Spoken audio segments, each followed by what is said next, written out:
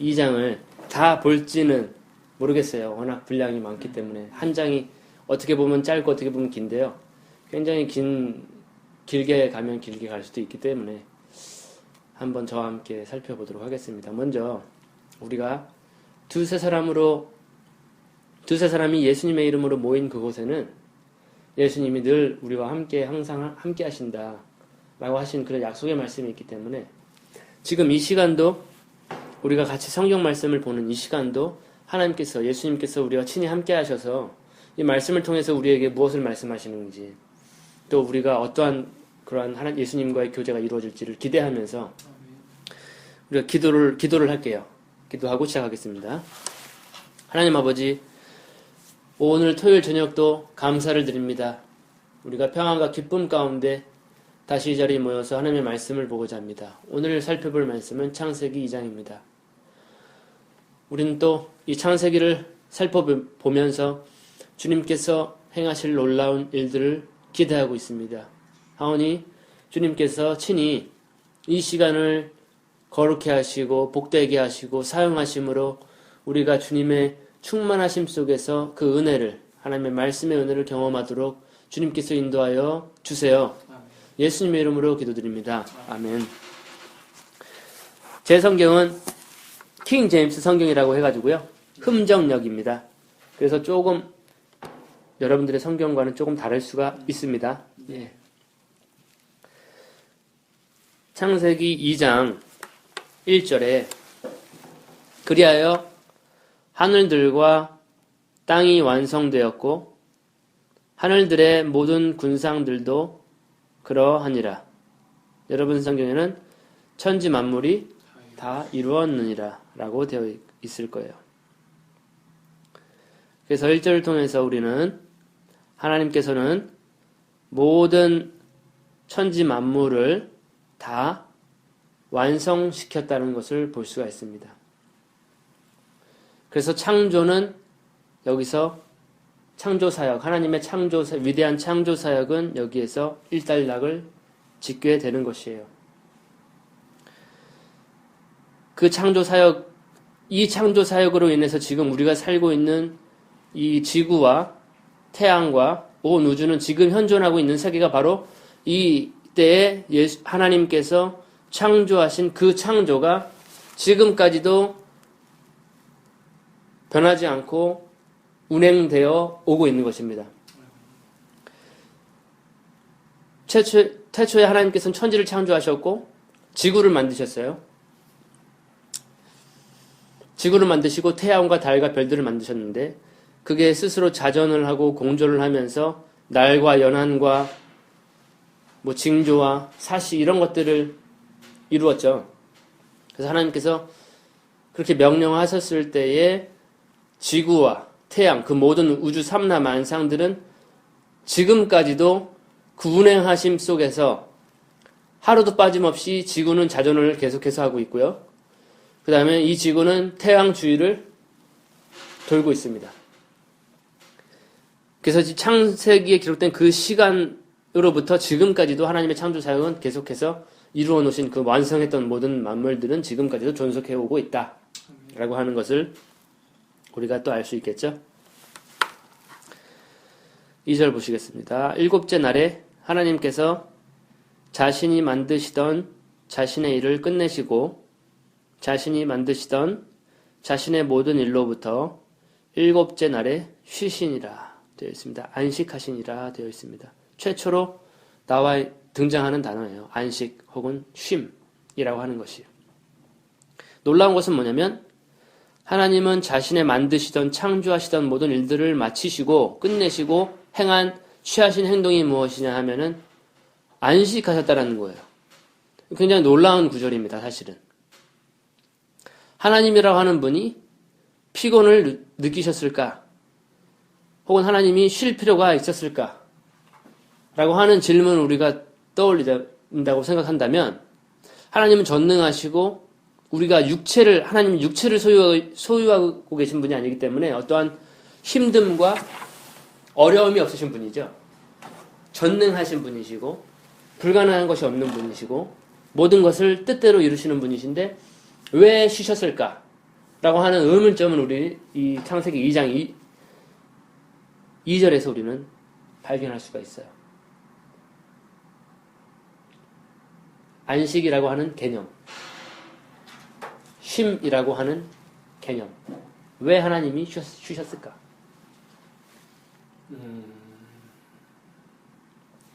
인간의 한계를 아셨기 때문에 인간도 똑같이 그래 너희는 지켜라 라고 하셔서 먼저 쉬지 않으셨나?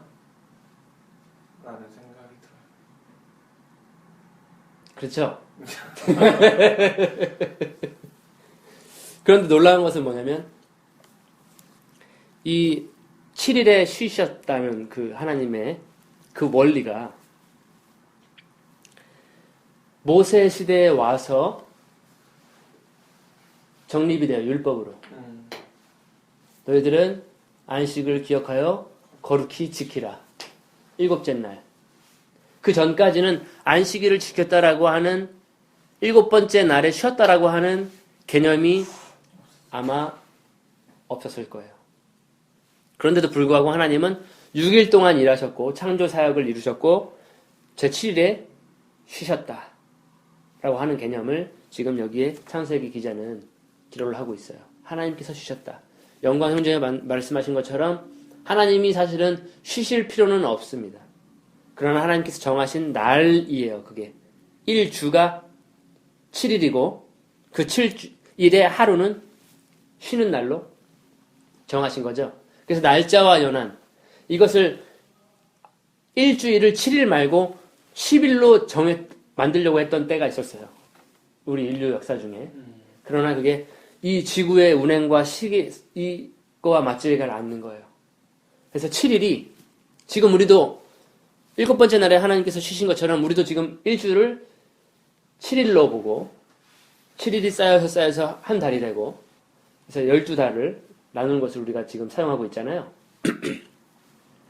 그래서 그런 개념입니다. 하나님께서 만드신 개념이에요. 일주일이라고 하는 것이. 그리고 또 한 가지 영광 형제들이 말한 것처럼 인간은 쉬어야 돼요. 6일 동안 일하고 제7일에는 쉬어라 라고 했기 때문에 인간에게는 쉬는 날이 필요해요. 이 쉬는 날, 제때 어떤 한 날을 정해서 쉬지 않고 그러면은 인간의 신체적인 리듬에 그렇게 좋은 영향을 끼치지 않는다고 합니다. 그래서 정말로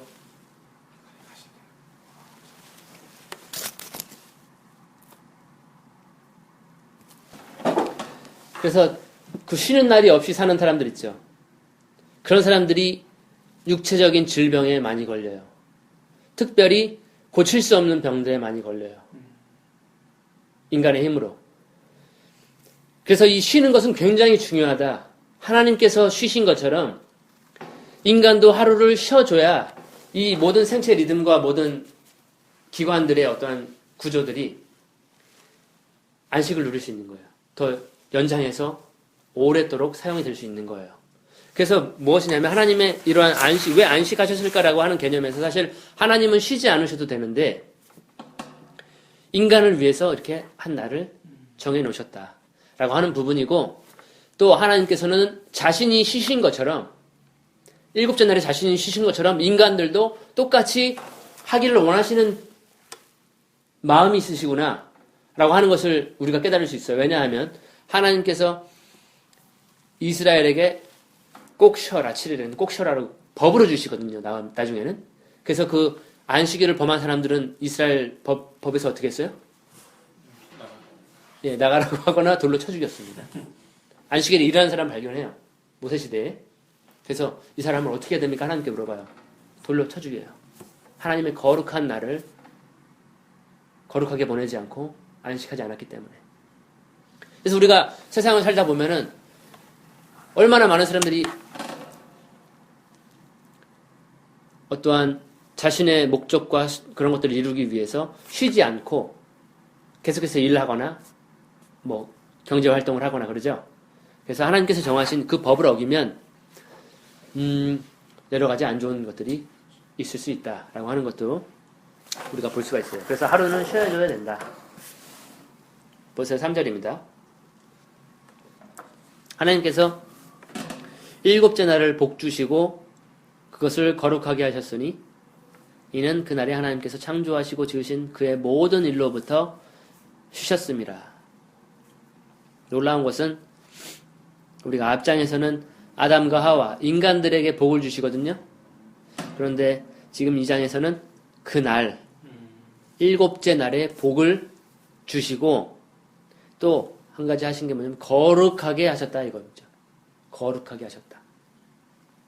이 말은 지금 하나님이 거룩하시지 않다는 얘기가 아니에요. 지금 이 당시에는 아담이 범죄하지도 않은 상태였고 죄가 이 세상에 들어오지도 않은 상태였고 하나님의 모든 선하신 기쁘신 뜻대로 딱 지으셨을 때 그 최초의 상태거든요. 더럽혀지거나 오염되거나 그러지 않은 상태였지만 하나님께서는 일곱째 날을 복 주시고 거룩하게 하셨다라고 하는 부분을 발견할 수가 있어요. 그래서 우리에게도 이 안식이라고 하는 개념이 지금 혹시 혼자님은 안식을 누리고 계신가요? 어때요? 안식.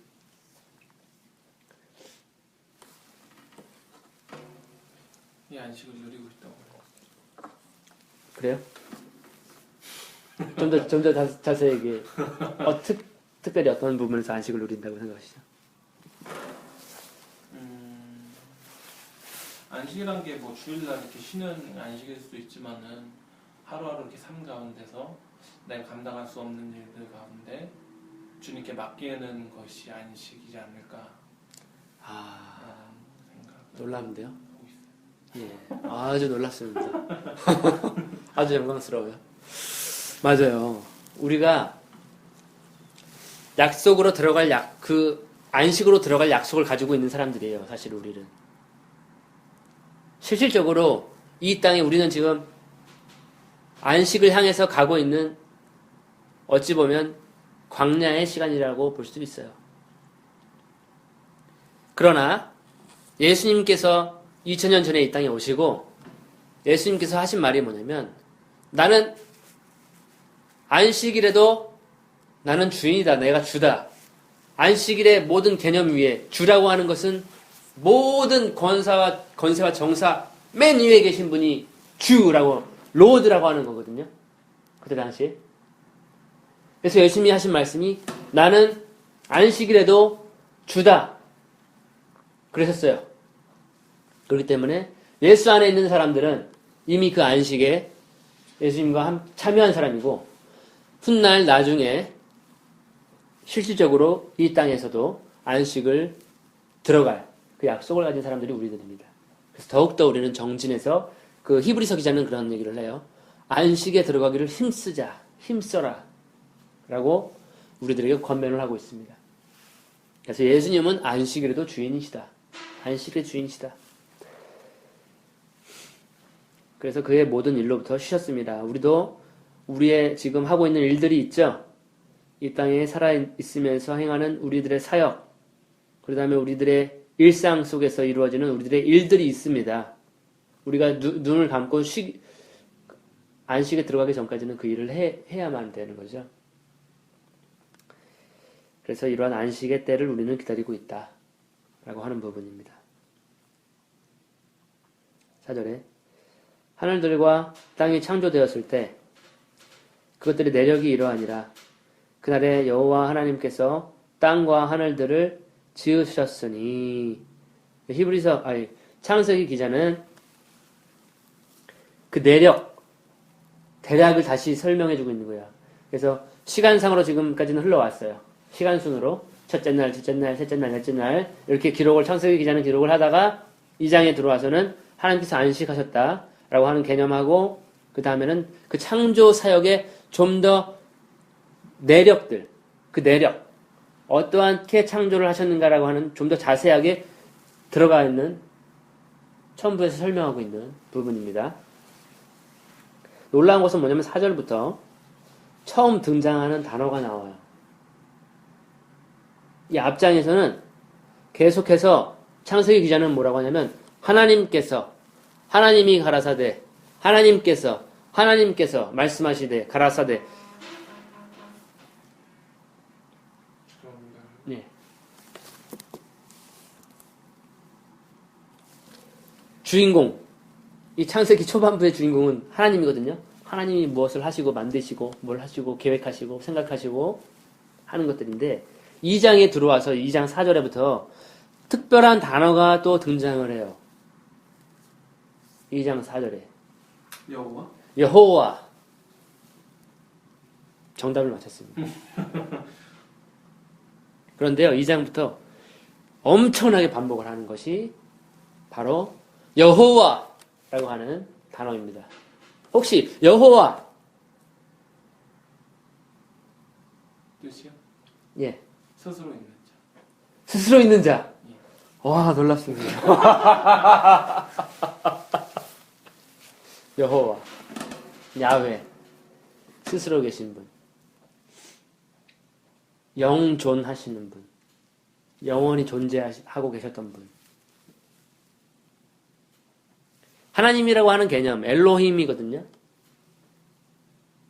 이 엘로힘은 이방 다른 이교도들에서도 자기들의 하나님을 부를 때 엘로힘이라고 하는 단어를 씁니다.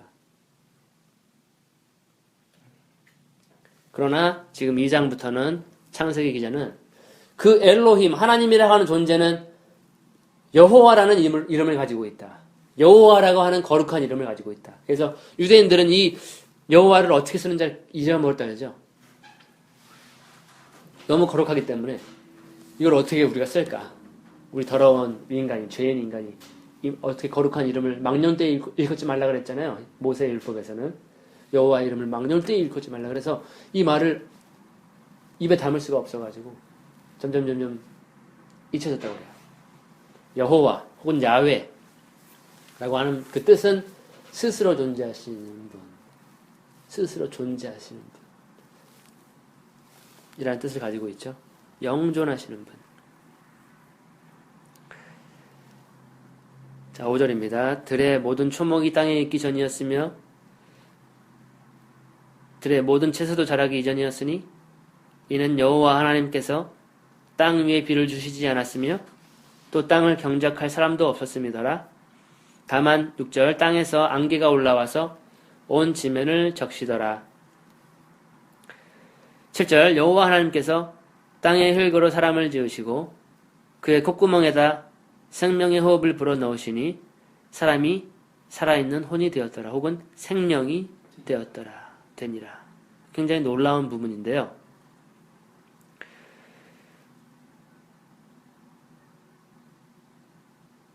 6절에서는 안개가 땅에서 올라왔다고 기록되어 있죠. 예, 그때 당시에는 하나님께서 비를 주시지 않았다는 거. 온 지면을 적셨다라고 하는 거. 안개가 온 지면 촉촉하겠죠. 굉장히 뭔가가 자라기에 굉장히 좋은 비옥한 기름진 땅으로 볼 수가 있겠죠. 그리고 3절에 여호와 하나님께서 땅의 흙으로 사람을 지으셨다라고 하는 부분입니다. 놀라운 것은 뭐냐면 사람은 하나님의 독특한 관심을 가지고 있다. 1장에서 우리가 발견할 수 있는 것은 하나님은 사람을 우리의 모양을 따라 하나님의 형상을 따라 모양과 이미지로 모양으로 인간을 만드셨어요. 그래서 사람이라고 하는 존재는 하나님의 독특한 관심을 가지고 있다. 어떻게 보면 하나님의 대사라고 해야 되나? 하나님을 대표할 수 있는 어떠한 존재, 피조물이에요. 모든 피조물 중에서. 정말로 영장이라고 할 수 있죠. 그래서 만물의 영장이라고 그러죠. 하나님을 나타낼 수 있는 피조물이라고 하는 것이 바로 사람입니다. 그래서 그 사람을 만드시는 데에는 다른 생명체하고는 아주 독특하게 하나님께서 만드시는데 어떻게 하시냐면 흙으로 그 사람을 지으시고 그 다음에는 그 코에다가 생기를 불어넣어 주셨다고 하는 거예요. 굉장히 독특하고 달라요. 모든 창조물보다 다릅니다. 직접 하나님께서 생명의 호흡, 여러분 성경에는 뭐라고 되어 있어요? 생기라고 그랬죠. 생명의 호흡, 바람, 그걸 넣어주신 거예요. 그래서 사람은 생명이 되었다.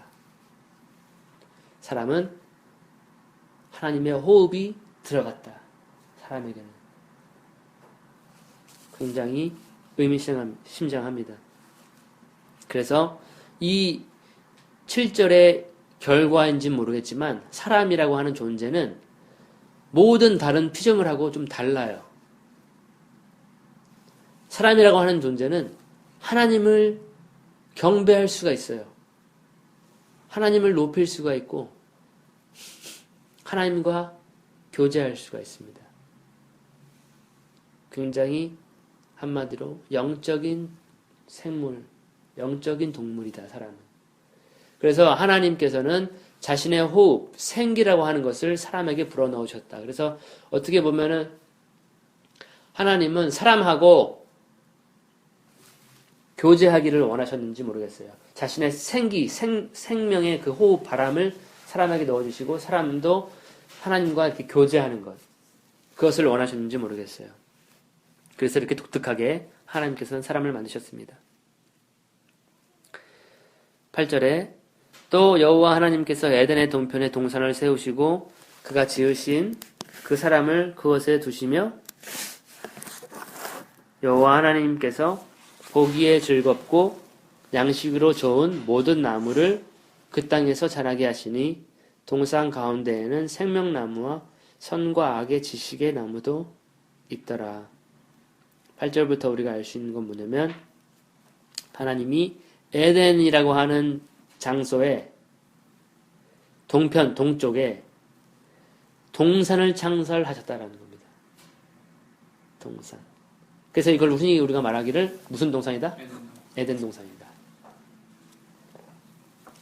그리고 거기에 보기에도 즐겁고 양식으로 좋은 모든 나무를 그 땅에 자라게 하셨어요. 한마디로 특별하게 사람에게 주시려고, 사람에게 살게 하시려고 어떠한 동산을 꾸미셨다라고 하는 겁니다. 낙원을 꾸미셨다고 하는 거예요. 사람을 위해서. 이게 굉장하죠. 사실 사람이 이때 당시 하나님께 어떤 뭘 드린 것이 없어요.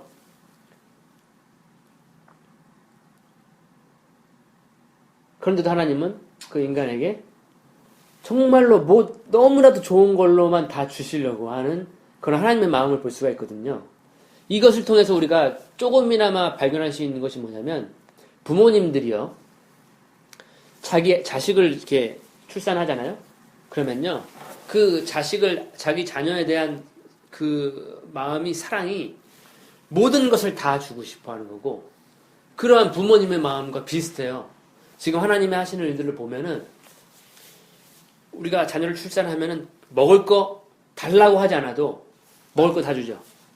입을 거 달라고 하지 않아 말도 못할 때 부모님은 밖에 나가서 열심히 일해가지고 자녀를 위한 음식과 옷과 안식처와 따뜻한 모든 것을 준비하거든요.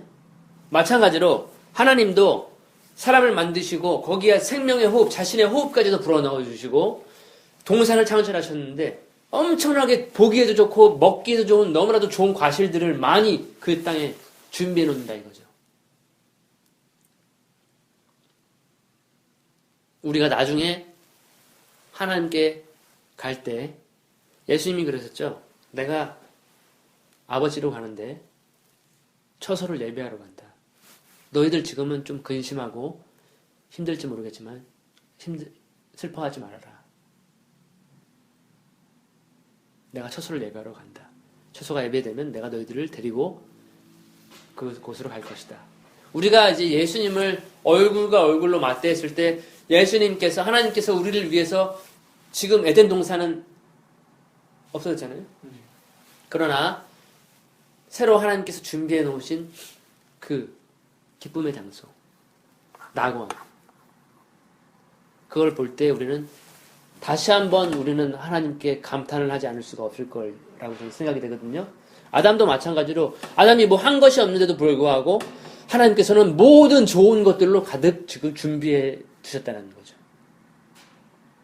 놀라운 거예요.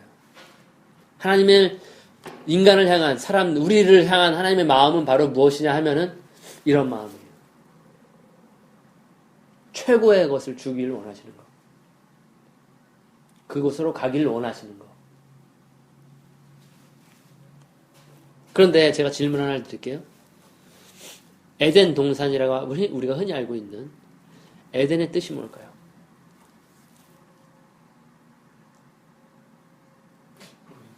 낙원? 낙원! 그냥 잘 찍었어요.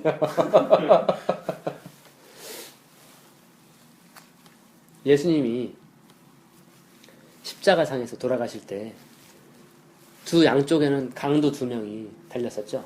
근데 한 강도가